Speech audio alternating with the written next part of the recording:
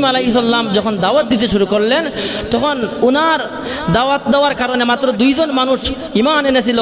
এর মধ্য থেকে ওনার বিবি সারা আলাইহিস সালাম, আরেকজন হযরত লূত আলাইহিস সালাম। লূত আলাইহিস সালামের বাবার নাম ছিল হারান। হারান হলো ইব্রাহিম আলাইহিস সালামের ভাই। এই ভাইয়ের ঘরের বাতিজা লূত আলাইহিস সালামকে ঈমান আনার জন্য অনুরোধ করলেন, তিনি ঈমান এনেছিলেন।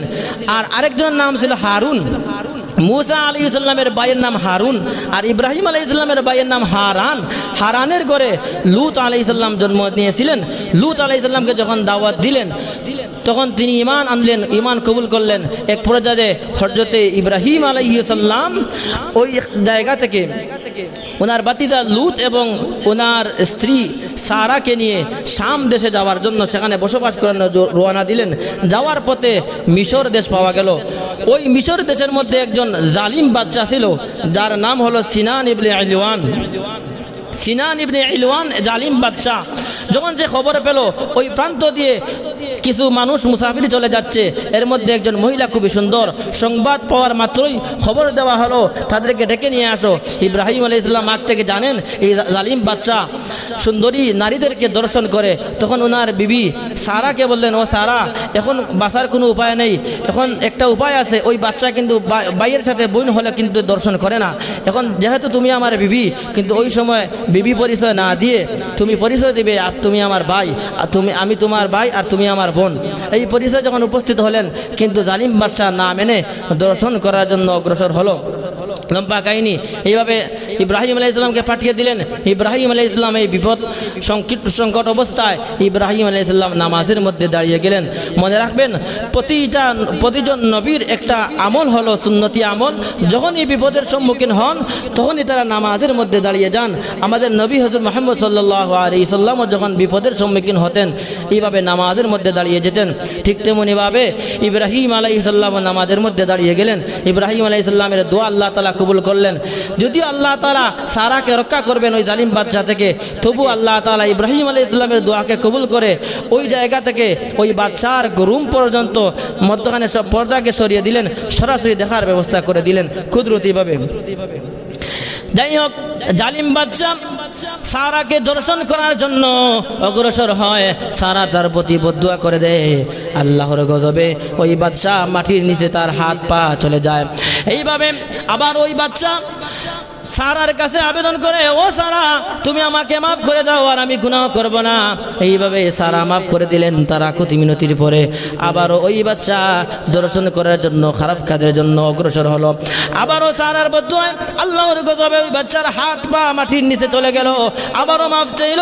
সারা আলাইহিস সালামকে আবেদন করার পরে সারা আলাইহিস সালাম বললেন, আর মাফ করে দেওয়া যাবে না।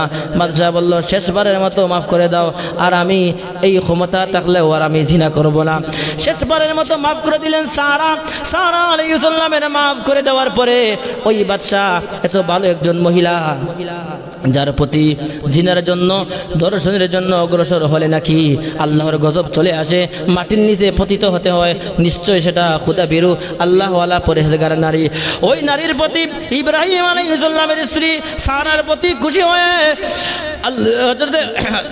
সারা আলাইহিস সালামের প্রতি খুশি হয়ে ওই মিশরের বাদশা সিনান ইবনে ইলওয়ান, তার একজন সুন্দরী নারী ছিল, সেই সুন্দরী নারীকে ওই মহিলার সারার হাতে তার সুন্দরী মহিলাকে তুলে দিল। ওই মহিলার নাম ছিল হযরতে হাজেরা আলাইহিস সালাম। এখন আমরা মূল বিষয়ের মধ্যে চলে আসছি। হাজেরা আলাইহিস সালামকে যখন উপঢৌকন হিসাবে হাদিয়া হিসাবে পেলেন, তখন ইব্রাহিম আলাইহিস সালামের কাছে ওনার স্ত্রী সারা এসে বললেন, ও ইব্রাহিম আলাইহিস সালাম, আপনি তো আমাকে নিয়ে অনেক দিন যাবৎ সংসার করতেছেন, এখনো পর্যন্ত কোনো সন্তান আপনি লাভ করতে পারেন নাই, আমি আপনাকে কোনো সন্তান দিতে পারি নাই। তাহলে আমার একটা কথা অনুরোধ আপনি রাখুন, আমি আপনাকে হাদিয়া হিসেবে পেয়েছি, হাজেরাকে ওই বাদশার মেয়েকে আমি হাদিয়া হিসেবে পেয়েছি, এখন আপনাকে আমি হাদিয়া হিসেবে দিয়ে দিলাম, আপনি ওই হাজেরাকে বিয়ে করে নিন, যদি আল্লাহ তাআলা কোনো সন্তান দেন। এই কথা অনুযায়ী ইব্রাহিম আলাইহিস সালাম হযরতে হাজেরা আলাইহিস সালামকে বিয়ে করলেন। বিয়ার কিছুদিন পরে হযরতে ইসমাঈল আলাইহিস সালাম জন্মগ্রহণ করলেন। মূল আলোচনার মধ্যে আসলাম। ইসমাঈল আলাইহিস সালাম যখন জন্মগ্রহণ করলেন, জন্মগ্রহণ করার পরে হযরতে সারা প্রথম স্ত্রী যিনি, ওনার হিংসা হয়ে গেল। যাদের দুই বউ আছে, সতীনের ঘর আছে, তারা জানেন তাদের মধ্যে কিছু হিংসা বিদ্বেষ থাকে, যদিও নবীর বউ। হিংসা কি হলো? সারার হিংসা হলো, এতদিন যাবৎ আমি সংসার করতেছি, আমার ঘরে কোনো সন্তান হয় না, বিয়ে দেওয়ার সাথে সাথে নাকি তার সন্তান হয়ে গেল।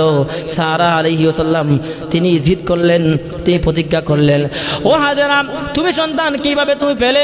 তোমার উপর আমি জিদ করতেছি, তুমি দাঁড়াও, তোমার কানের মধ্যে আমি লোহার শিকল পরাইব। যখন তিনি এই প্রতিজ্ঞা করলেন, তখন প্রতিজ্ঞা করার পরে বুঝতে পারলেন সেটা খারাপ কাজ। ইব্রাহিম আলাইহিস সালামকে যখন বলা হলো, ইব্রাহিম আলাইহিস সালাম বললেন, চিন্তার কোনো কারণ নেই, ও সারা, তুমি ছোট চিকন একটি লোহা দিয়ে কানের মধ্যে ছিদ্র করো এবং সেখানে একটি তুমি লঙ্গর, সেখানে তুমি বেড়ি তুমি পড়িয়ে দাও। যেই মাত্র বেড়ি পড়িয়ে দেওয়া হলো, তখন আরও দেখতে সুন্দর লাগলো হযরত হাজরাকে। পৃথিবীর ইতিহাসে সর্বপ্রথম মহিলাদের কান পুরানো ইয়ারিং ফিন্দার এই সূচনা হয়েছিল ইব্রাহিম আলাইহিস সালামের স্ত্রী হাজরার মাধ্যমে। এইভাবে যখন তার আরও সুন্দর লাগে, তখন সারা আরও রাগান্বিত হয়ে বলে, তোর কীভাবে এইভাবে সুন্দর লাগতেছে, তাহলে তোর পায়ের মধ্যে আমি বেড়ি পড়াইব।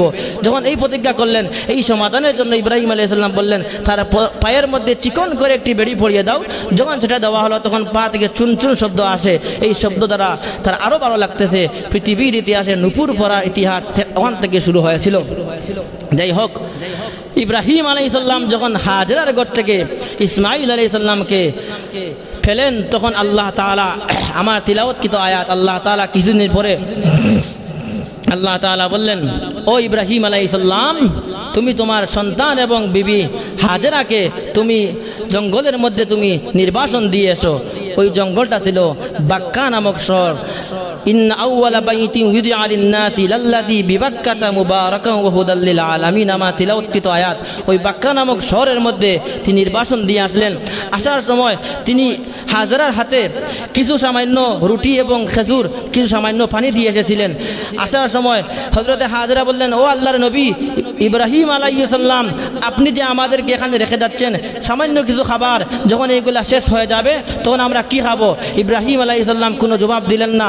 তখন হাজরা আলাইহিস সালাম বললেন, ও আল্লাহর নবী, আপনি বলুন তো, আপনার স্বেচ্ছায় রেখে যাচ্ছেন নাকি আল্লাহর হুকুমে রেখে যাচ্ছেন?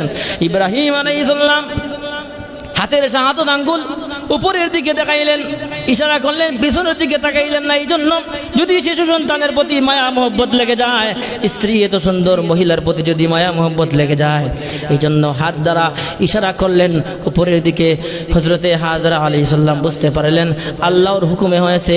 হাজরা আলাইহিস সালাম বলেন, ওগো আল্লাহর নবী, আপনি ইশারা করে যাকে বুঝাইতে চাইলেন তিনি হলেন আপনার আমার রব্বুল আলামিন।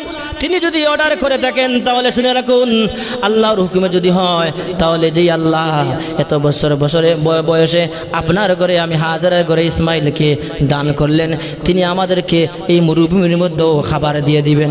এইভাবে হযরত ইব্রাহিম আলাইহিস সালাম সারা এবং ইসমাইলকে বনের মধ্যে জঙ্গলের মধ্যে নির্বাসন দিয়ে আসলেন। এক পর্যায়ে খাবারগুলো শেষ হয়ে গেল, পানি শেষ হয়ে গেল।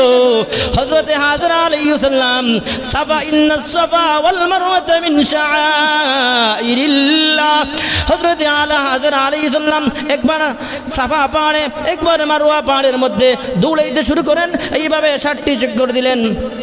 চক্কর যাওয়ার মধ্যবর্তী পিছনের দিকে তাকিয়ে দেখলেন যে জায়গার মধ্যে ইসমাইল আলাইহিস সালামকে শুয়ে রেখে এসেছিলেন, ওই জায়গা দিয়ে পানি উঠতেছে টকবক করে। তাকিয়ে দেখেন এখানে আরেকটি রেওয়াত আছে, কেউ যেন ডাক দিয়েছে, বলতেছে, হে হাজরা, পিছনের দিকে তাকাও। তাকিয়ে দেখেন টকবক করে পানি উঠতেছে। তিনি দৌড়ে গেলেন, গিয়ে দেখেন সেখানে তার সন্তান ইসমাইল আলাইহিস সালামের পায়ের আঘাতে পানি উঠতেছে। অন্য রেওয়াতে আমার পায়ের দিকে তাকাও, অর্থাৎ জিবরাইল আলাইহিস সালাম বলতেছেন আমার পায়ের দিকে তাকাও। তাকিয়ে দেখা যায় সেখান থেকে টকবক করে পানি উঠে। হযরতে হাজরা আলাইহিস সালাম এত বেশি পানি উঠতে দেখে তিনি বললেন, জম জম জম, এটা ফিলিস্তিনি ভাষা। এই জম অর্থাৎ তুমি থেমে যাও। সেখান থেকে এই পানির নাম জমজম চলে আসলো। ইসমাইল আলাইহিস সালামের মা হযরতে হাজরা আলাইহিস সালাম ব্যারিকেড দিয়ে দিলেন পানিগুলো আটকানোর জন্য, আটকে ফেললেন। এখানেই থেকে যাক, ইনশাআল্লাহ এই জমজম থেকে আগামী সপ্তাহে বলবো এবং অনেক মাসালা বলবো। মাসালাগুলো আমাদের জানার প্রয়োজন। আল্লাহ তাআলা আমাদেরকে এই কথাগুলোর উপরে আমল করার তৌফিক দান করুন। ওয়া আখিরু দাওয়ানা আলহামদুলিল্লাহি রাব্বিল আলামিন। সাল্লাল্লাহু আলা সাইয়্যিদিনা মাওলানা মুহাম্মদ ওয়া আলা আলিহি ওয়া সাহবিহি ওয়া সাল্লাম। আস্তাগফিরুল্লাহ ইন্নাল্লাহা গফুরুর রহিম। আস্তাগফিরুল্লাহ ইন্নাল্লাহা গফুরুর রহিম। أستغفر الله الذي لا إله إلا هو الحي القيوم وأتوب إليه ولا حول ولا قوة إلا بالله العلي العظيم. الحمد لله رب العالمين والصلاة والسلام على سيد المرسلين وعلى آله وصحابه أجمعين. ربنا ظلمنا أنفسنا وإن لم تغفر لنا وترحمنا لنكونن من الخاسرين. ربنا هب لنا من أزواجنا وذرياتنا قرة أعين واجعلنا للمتقين إماما. রব্বুল আলামিন আল্লাহ মুবারকময় দিনে আমি গুনাহগার তোমার মায়ের বান্দা বান্দীদেরকে নিয়ে আল্লাহ রব্বুল আলামিন হাফিজ কোরআন দালি পাকনা মুরব্বী সহ যুবক ভাইদেরকে নিয়ে হাত উঠাইলাম।